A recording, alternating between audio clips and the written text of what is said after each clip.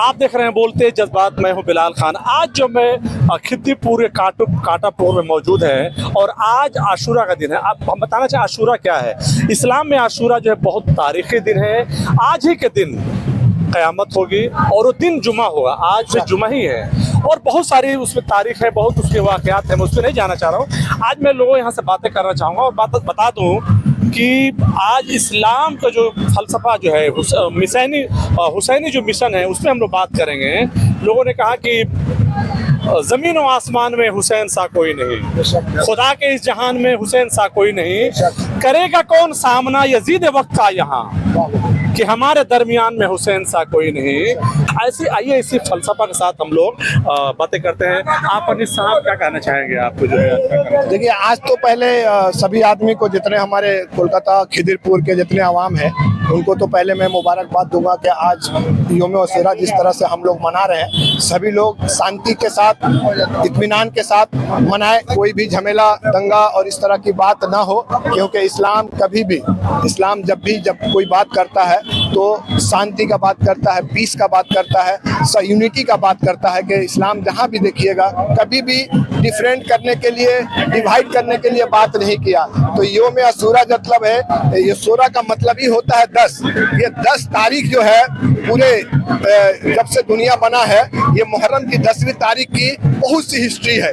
हमेशा जो भी इस दुनिया में हुआ है वो 10वीं तारीख को हुआ है। तो इसीलिए पूरे दुनिया में यौम आशूरा जो मनाया जाता है, अरबी में सूरा को मतलब 10 तारीख को बोलते हैं और यौम मतलब आज़ादी 10वीं तारीख को हम लोग तो ये खुशी मना रहे हैं। एक खुशी तो है कि इमाम हुसैन साहब जिस तरह से शहादत दिए इस्लाम को बचाने के लिए और हक के बचाने के लिए, और इसी तरह से जितना भी हमारे यूनुस अलैहिस्सलाम का है, इब्राहिम अलैहिस्सलाम का जितना वाक़या है, सब 10वीं तारीख को है। ये 10वीं तारीख को, मुहर्रम की 10वीं तारीख को ही है। और अभी जैसे आप बताएं कि हम लोग का जो क़यामत का दिन है वो सब इसी 10वीं तारीख को ही होने वाला है। तो ये 10 तारीख हमारे ज़िंदगी में बहुत बड़ा अहमियत रखता है और हम अपने तरफ से पूरे कलकत्ता और पूरे खिदिरपुर के आवाम से यही गुजारिश करेंगे कि आप एक दूसरे का सपोर्ट करिए, एक दूसरे का हेल्प करिए, कहीं दंगा फसाद में मत रहिए, शांति के साथ अपना मुहर्रम मनाइए, क्योंकि मजहब नहीं सिखाता आपस में बैर रखना, हिंदी है हम वतन है, हिंदू सुता हमारा। आज शहादत हुसैन है और दुनिया में, खाली इंडिया नहीं पूरे दुनिया में ये मालूम है कि इमाम हुसैन जब शहीद हुए उसी वक्त इस्लाम फिर जिंदा हुआ। और ये हक और बातिल की लड़ाई है। कभी भी ये इस्लाम पैगाम दिया कि अगर जान चल जाए, लेकिन बातिल का साथ कभी नहीं देना है, बातिल के हाथ में अपना हाथ नहीं देना है। हक के लिए हमेशा खड़ा रहना है, चाहे एक तरफ लाखों हो और हक पे 10 ही क्यों ना हो, 70 ही क्यों ना हो, लेकिन हक के लिए कुर्बानी देना है। तो इमाम हुसैन का शहादत में ये हर साल पूरे दुनिया में मनाया जाता है कि हम लोग हक के साथ हैं।